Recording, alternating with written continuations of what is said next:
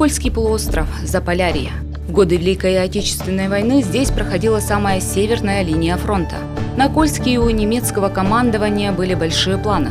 Во-первых, Берлин интересовал город Мурманск с его незамерзающим портом, база Северного флота.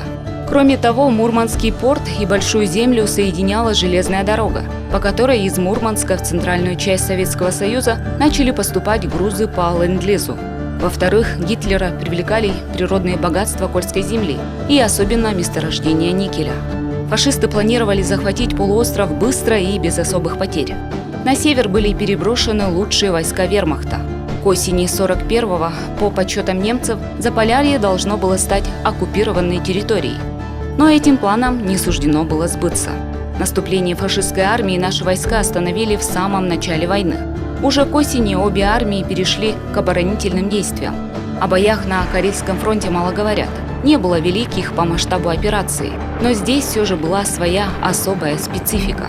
Суровый климат, отсутствие дорог и наличие с нашей стороны уникальных войск – оленно-транспортных батальонов.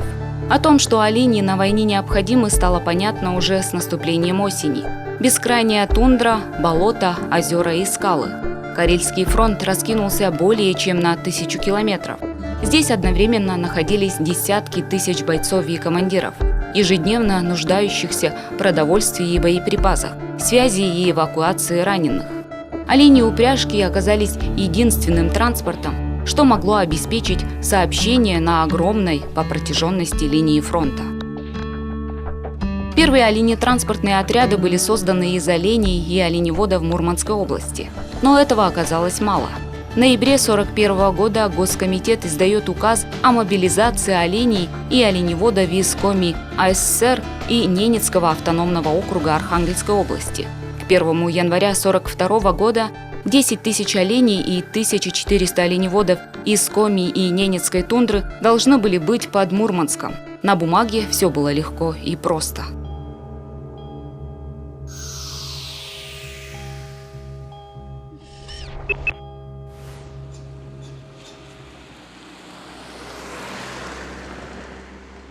Председатели и работники райисполкома, они сами выезжали в тундру и отбирали самых лучших ездовых оленей. В итоге было собрано более 1200 голов, которые разделили на 2 отряда. Вместе с отрядами изъявили желание, конечно же, и оленеводы сами выехать на фронт, даже со своими оленями. Тогда же, в ноябре месяце, сделали в Сизяпске краткосрочные курсы, где их обучили будущим военным действиям. Сотрудники райвоенкомата, ветеринарные врачи, зоотехники. А совхозы стали шить одежду для оленеводов. Из воспоминаний Максима Егоровича Чупрова, ездового стрелка 3-й дивизии оленьего транспорта 14-й армии. Наш отряд вышел в путь 2 декабря 1941 года. Мы шли первыми. До Архангельска ехали по старой Мезено-Пинежской дороге. В иные сутки покрывали расстояние до 80 километров. Ночью пастухи по очереди выпасали оленей. Дни стояли холодные. В пути многие обморозили ноги, лица. В конце ноября, в начале декабря 1941 года оленно-транспортные эшелоны один за другим двинулись по тундровым воргам на запад. Тысячные стада оленей из Коми и Ненецкой тундры были сформированы в 4 отряда и выпасались недалеко от Архангельска на станции Река-Сиха. Из воспоминаний зоотехника Степана Мартыновича Терентьева из деревни Бакур Ижемского района. Нас, 3 зоотехников из тундровых зооветучастков, направили в Архангельск. По прибытии туда мы были направлены в формирующиеся оленно-лыжные батальоны на должность ветеринарных врачей. Нам сообщили, что прибывают ездовые из Ненецкого национального округа, из Ижемского и Усть-Усинского районов Коми АССР. В наш батальон попали ребята из Ижемского района. Бойцов, не умеющих управлять оленями упряжками, пришлось обучать этому делу. Учить нужно было не только оленей, но и людей в самом отряде, потому что если каюры, они, что называется, профессионалы, то ветеринары, которые не умели устанавливать даже чум. Кстати, чум – это женское занятие, и установка чума для многих была достаточно сложна. Кроме того, были еще колхозники, были еще люди совершенно других специальностей, а руководители отрядов, те вообще были, скажем так, либо педагогами, либо партийными работниками. Обучение приходилось проходить всем. Военные отряды набирали не только оленеводов, но и представителей других профессий – колхозники, рыбаки, плотники. Вообще считалось, если человек с севера, то с оленями он обращаться умеет.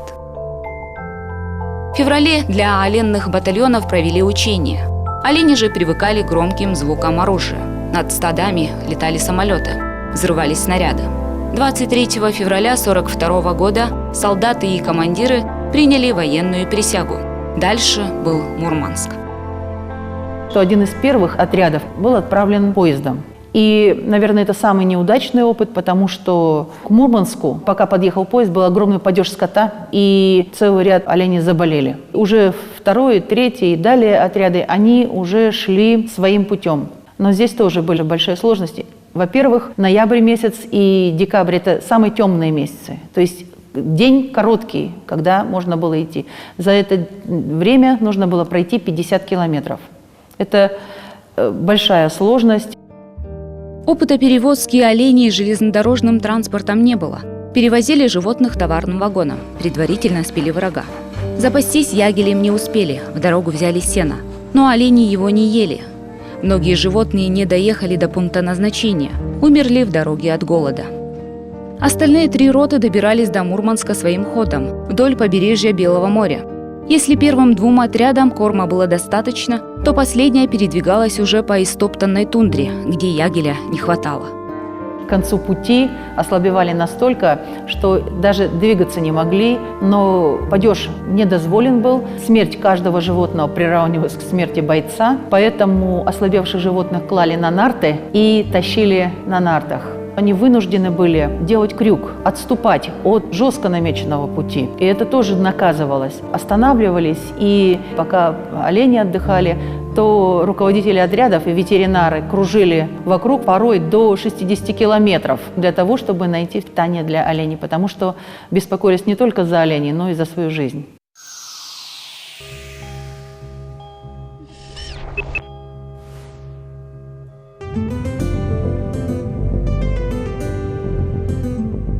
Дядя Владимира Ануфриева Михаил Николаевич после войны долгое время работал председателем Деюрского колхоза. Он до войны окончил Ижма-Печорский за ветеринарный техникум. Служил в Мурманске, затем участвовал в Советско-финской войне, а в 1941-м был призван на Карельский фронт. Я оленевод, специалист, Собрали оленеводов-специалистов и политруков, которые никакого отношения к оленям не имели.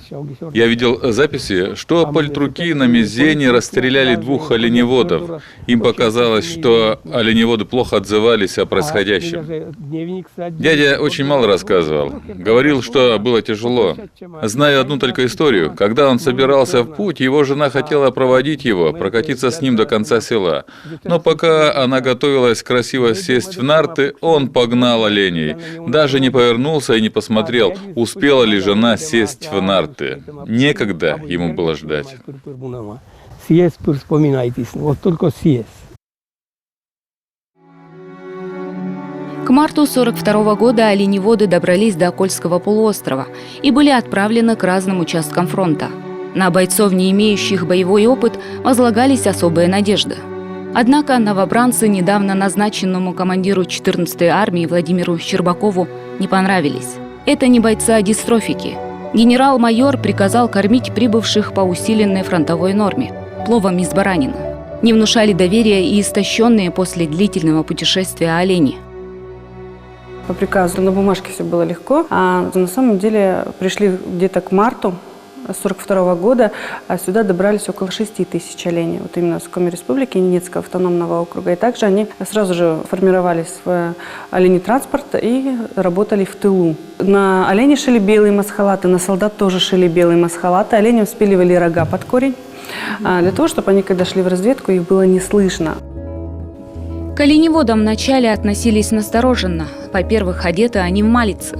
Во-вторых, оленеводы говорили на непонятном языке. Особенно это было не по душе не владеющим национальными языками политрукам. Вдруг эти ненцы перейдут к немцам. Оленеводам запрещали говорить на своем языке и перемешивали коми, ненцев, саамов, чтобы они общались между собой на русском. А еще прекрасно ориентирующиеся в тундре оленеводы зачастую не соглашались с приказами командования, понимая обстановку в Заполярье лучше. Взять, если, например, Саама, это же Робин Гуд. Он стрелял, он должен был попасть, скажем, в оленя там, или зверя с первой стрелы, да, или с первого выстрела. Почему? Потому что, когда придет потом лось или олень, через месяц, через два, а семья у него же с голоду умрет. Поэтому они вынуждены были с детства учиться стрелять очень метко. Поэтому были прекрасные снайперы они. Когда в тыл врага ходили, у них потери вообще маленькие были. Выслеживали врага как зверя. Они наблюдали за ним день, два, три, у кого какие привычки, у часовых. А потом брали же тихо, не стреляли ничего. Горная дивизия Эдельвейс, их же специально готовили к войне на севере. Много лет. У них была специальная одежда, специальное оружие. Они могли ориентироваться на местности. Вот такая элита, можно сказать. Но у нас нашлась своя элита, потому что оленеводы в тундре и в Арктике, они у себя дома. Естественно, он умнее, смелее, находчивее любого австрийца. Это было мудрое решение, конечно, привлечь коренных жителей вот к войне здесь, на севере. Зима 41-42 годов выдалась относительно тихой. Немецкая армия укрепляла свои позиции. На север пришла новая горнострелковая дивизия. К весне на севере Норвегии было уже 400 боевых самолетов, тяжелые корабли, торпедные катера, субмарины. Наша же армия готовилась к наступлению, перебрасывая на северный фланг фронта подкрепления. В марте 1942 года верховный главнокомандующий поставил перед генералом Фроловым задачу разгромить лапландскую группировку вермахта. Главный удар планировали нанести в апреле силами 14-й армии при поддержке Северного флота. Задача в составе 2 дивизий, 2 морских и 2 оленно-лыжных бригад разгромить противника и отбросить его за линию государственной границы. Весна в Заполярье – самое коварное время года. Переменчивая погода. Сегодня тепло, а завтра метель. К середине апреля как раз потеплело. Бойцов одели в летние шинели и канадские ботинки, пропускающие воду. Операция планировалась на 10 дней. Сухпайком обеспечили от силы дня на 4. Весна не самое легкое время и для оленя. Животное меняет шерсть, да и кормовая база скуднеет.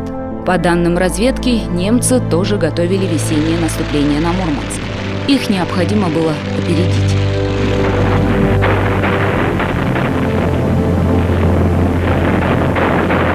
Мурманская наступательная операция началась 28 апреля. Наша авиация и артиллерия не смогли разрушить вражеские огневые точки. Наступающие войска стали хорошей мишенью горным егерям. С воздуха же бомбили немецкие самолеты. А 3 мая испортилась погода. Началась сильная метель, заморозки. Под толстым снежным слоем были захоронены сотни убитых и замерзших. Только олени и упряжки могли передвигаться по заснеженным сопкам и вывозить раненых. Уже реки вскрылись, болота скрылись, снег не держит. Это была глупая идея. Ты идешь по снегу, проваливаешься по пояс. Как воевать-то? А как ты будешь пушки тащить с собой? Минометы. Абсолютно бессмысленно. Ничего не отвоевали. А потери были у нас 15 тысяч, а у них 3 тысячи у немцев получилось. Разница есть 1 к 5. И мало того, в это время еще началась страшная пурга, она несколько дней длилась. Солдаты даже не доходили до передовой, они замерзали. Очень много, которые даже ни выстрела не сделали по врагу. Была оттепель, пошли в летней форме. Тут пошел дождь, потом пошел снег. Люди замерзали, сидели как манекены у костров погасших. Параллельно шло наступление в районе мыса Пикшуев. Здесь наносила удар 12-я бригада морской пехоты. Их задача – уничтожить германский опорный пункт, расположенный на мысе. В составе морской бригады был и оленно-транспортный взвод. 200 оленей впервые в истории войны высаживались с морским десантом. Из письма командира оленно-транспортного взвода Семена Шерстобитова. На берегу уже шел бой, а многие бойцы и олени находились на палубах судов. Боец Николай Хатанзей обратился ко мне с предложением: «Товарищ командир, прикажите связать нарты цепочкой. Мы потянем их на берег, а олени сами поплывут». Когда к месту высадки морского десанта прибыла фашистская авиация, берег был уже пуст. Олени упряжки уже везли по тропам орудия и боеприпасы. Летчики их не заметили среди скал. На каменистых сопках развернулись жестокие бои. После наступления майских заморозков солдаты остались среди скал без дров, палаток, печей и продовольствия. На бригадный медпункт эвакуировали на оленях раненых. Но от огня противника погибла половина оленей. Из доклада санитарно-эвакуационной службы. Раненые идут в массовом порядке. Только за 6 мая погружено больше 200 сильно обмороженных. Плохо со средствами отвоза в порт Владимир. Приходится постоянно звонить и убедительно просить. Олени выбились из сил. Естественно, оленеводы погибли. Они на передовую везли боеприпасы и продовольствие, а оттуда вывозили раненых. То есть они и туда шли полным ходом. Естественно, и там и авиация принимала участие, бомбила, и так обстрелы были страшные. Но передовая есть передовая. Самая кровавая, самая бестолковая операция. Это большая ошибка была, конечно, нашей командования. Трагическая страница войны здесь на севере. 7-8 мая пришло подкрепление, но к тому времени половина личного состава 12-й бригады была убита или обморожена. Выполнить основную задачу и перерезать дорогу, основную магистраль снабжения противника, десант не сумел. 12 мая было принято решение эвакуировать бригаду на восточный берег Западной Литцы. В знаменитой Пикшуевской операции погибло более 4000 морских пехотинцев.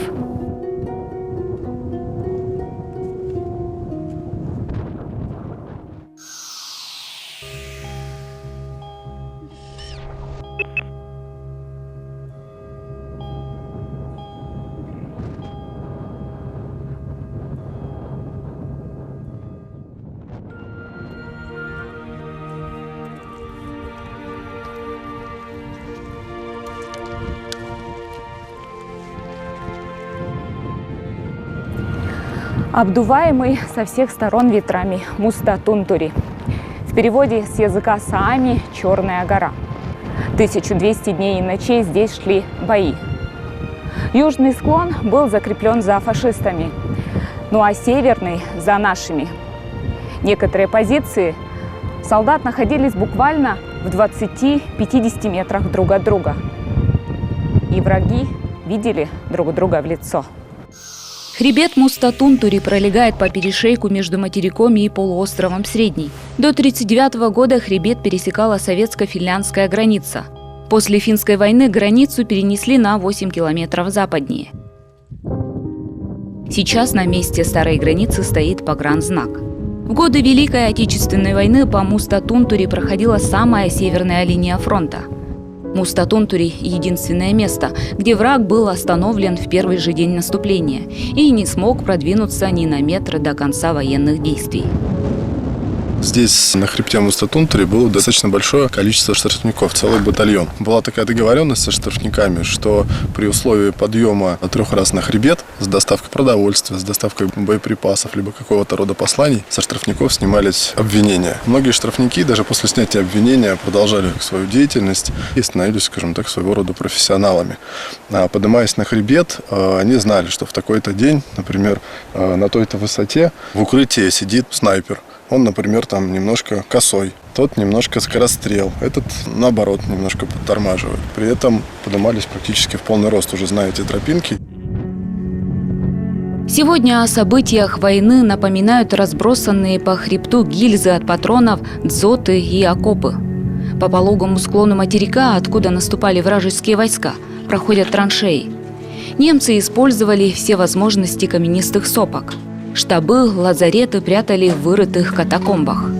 Наши строили укрытия из камней, бревен и мха. Склон со стороны полуострова Средний крутой. По нему было непросто подниматься на вершину, особенно зимой. Да и фашисты на любой шорох открывали огонь. Фашисты здесь своих успехов не добились. Дорога не была перекрыта. Здесь ленд-лизовские караваны шли. У подножия хребта расположился поселок геологов. До перестройки неподалеку была база сверхглубокой скважины. Юрий Александрович Кобяков работал именно на ней. По профессии он инженер, а по призванию историк, хранитель музея. Все экспонаты собраны на горе Мустатунтури. В день Юрий Александрович проводит несколько экскурсий на добровольных началах. Приезжают сюда со всей России. Кто-то ищет деда, а кто-то знакомится с историей и географией страны. А олени сами с бортов прыгали в воду и сами плыли к берегу, ребят. Несколько лет назад у подножья построили часовню. А еще здесь кладбище солдат. Каждый год могил все больше. Поисковики находят останки бойцов. Как прошли бои, так и лежали. Я соизволил самолично 28 человек спустить. Это с малого, со среднего и с большого Мустатунтури. Я их сам лично захоронил. На кладбище здесь есть. Вот это место, где мы сидим, 400 метров. Здесь была долина смерти. Так ее звали те люди, которые здесь воевали. По хребту Мустатунтури шли боевые охранения. Основная линия обороны у нас проходила вот по этой сопке. От моря до моря. Траншеи. Эта долина фашистами просматривалась вся насквозь. Здесь, ребята, и подводники, и катерники, и летчики, и разведка. И самое-то главное, что здесь про это молчат. В этих труднейших условиях большую помощь оказывали войска, так называемые оленьи соединения. Большую помощь в этом вопросе оказала Коми СССР. Прислав сюда, на север, 4500 самых отборных, самых лучших оленей.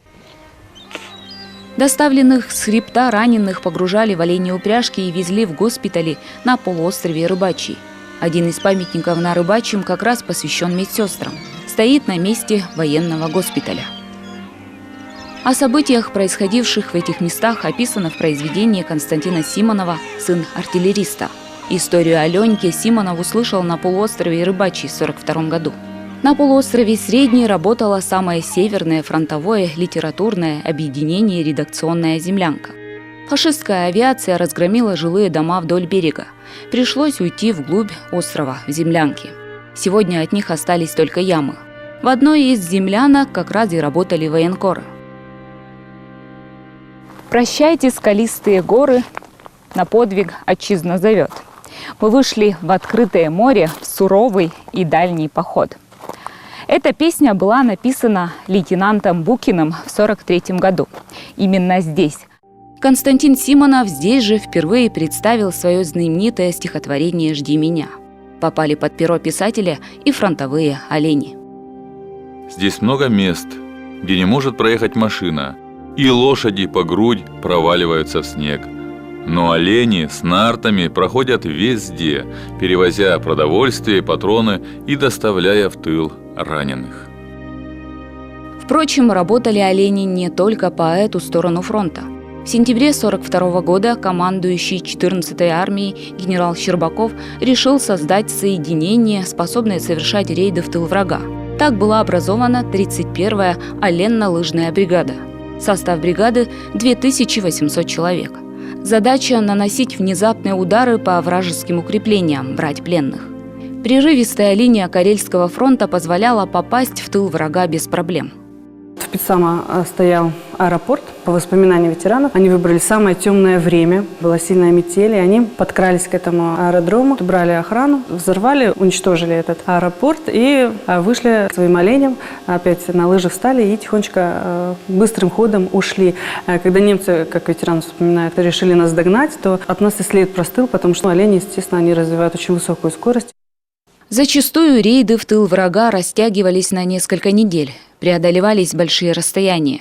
Проблема с доставкой боеприпасов, продуктов питания решалась как раз за счет оленей. Это животное даже при ранении не издает звуков и добывает корм само себе. Как можно было выжить в тылу врага? Это вот не как у нас в Беларуси. В любую деревню ночью зайди, там тебя покормят даже в тылу врага. А здесь же все враги. Ни в какой финский дом ты не войдешь. В этом плане наши оленеводы сыграли очень важную роль в том, что они были на самообеспечении. То есть они не только воевали, они еще кормили. Зимой, летом, весной, осенью у нас рыба есть в озерах, в реках. Они умели хорошо ловить, они могли ставить капканы. Они были абсолютно бесшумные и были автономные. Они участвовали вместе с разведчиками в боях. Они не только метко очень стреляли, плюс еще великолепное владение арканом. Воспоминания у одного из ижемских оленеводов, когда ушли в разведку, встретили несколько домиков. Когда проезжали мимо, из домика вышел один из немецких офицеров, и каюр, лихо развернувшись, бросил аркан, и в течение доли секунд этого офицера утащили. В 1942 году немцы узнали о загадочных подразделениях Красной Армии. Под аббревиатурой ОТ были зашифрованы не особые танковые части, как думал враг, а всего лишь оленный транспорт.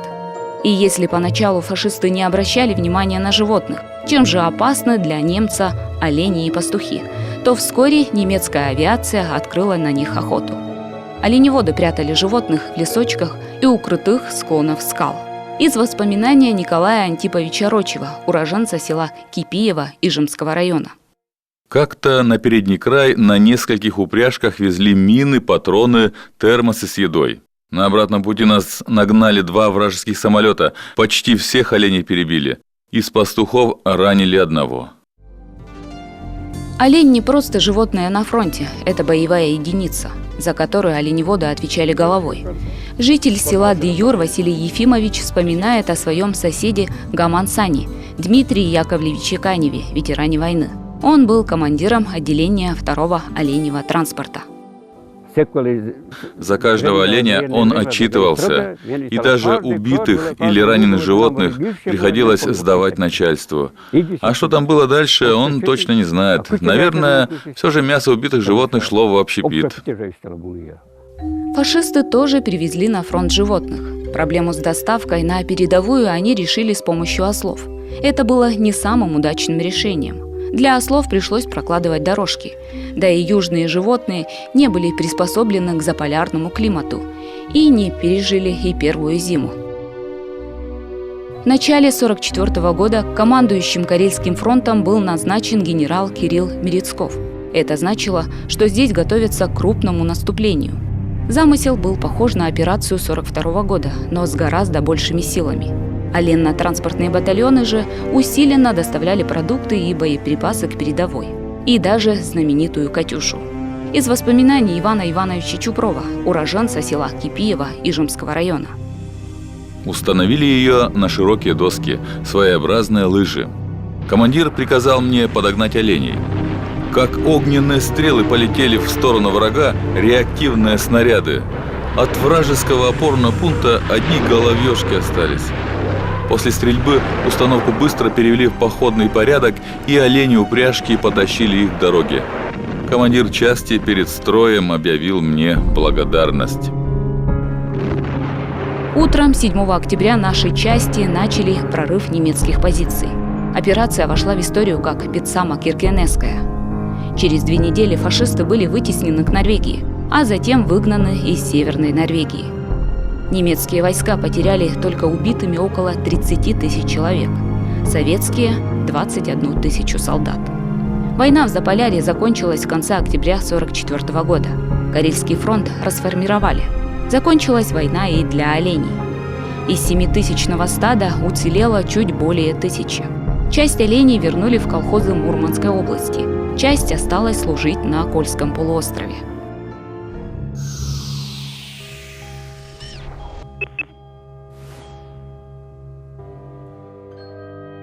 На фронт Григорий Кириллович был призван в 1943 году. Победу встретил в Норвегии, а после войны попал в Мурманскую область, в оленетранспорт. Здесь же научился управлять оленями, доставлял военную корреспонденцию из Мурманска в Петсама. После войны в 1946 году я попал в оленетранспорт. Командир батальона меня спросил, откуда я. Отвечаю, из Ижемского района Коми-СССР. Он только выкрикнул: «О, нам такие нужны! Ты же оленевод», говорит. «Нет, я не оленевод», пытался возразить, но это было бесполезно.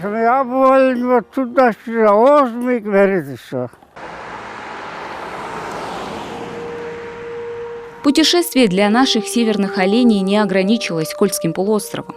В 1941 году на помощь советскому флоту пришли британские субмарины. За потопленные вражеские суда командира одной из подлодок Джеффри Слейдена наградили орденом и подарили олененка. В ноябре подлодка отплыла на родину с Полианной на борту, так нарекли животное.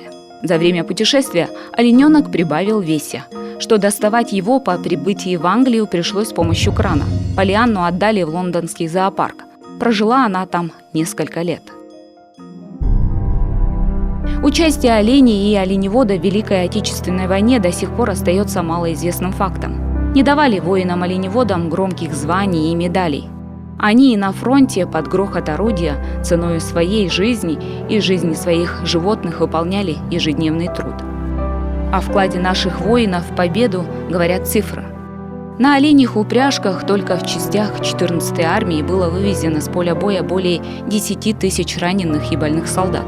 Перевезено боеприпасов, продовольствия и других грузов более 17 тысяч тонн. Вывезено из тундры 162 аварийных самолета. Оленеводы – забытые батальоны. То есть действительно о них мало писали, потому что подвиг всегда был каким? Летчики, моряки. А кто такие вообще оленеводы? Они с оленями трудились здесь, и туда уехали тоже с оленями, тоже трудились там. Поэтому ощущение такое, что действительно это было как обычный рабочий рядовой момент. Поэтому никто этим не хвастался и не рассказывал. Животное, которое сыграло достаточно конкретную роль на конкретном фронте, оно много сделавшее для спасения людей, животное, которое воевало, оно заслуживает не просто уважения. Я считаю, что создание памятника у нас в республике – это просто необходимо. Памятники скромным труженикам стоят в Нарьян-Маре, Ижме и в деревне Новик-Бож Усинского района. Коренные жители Кольского полуострова тоже пытаются увековечить память своих дедов. По их мнению, уникальные оленные подразделения заслужили стоять в одном ряду с другими защитниками Заполярья на Мурманской сопке.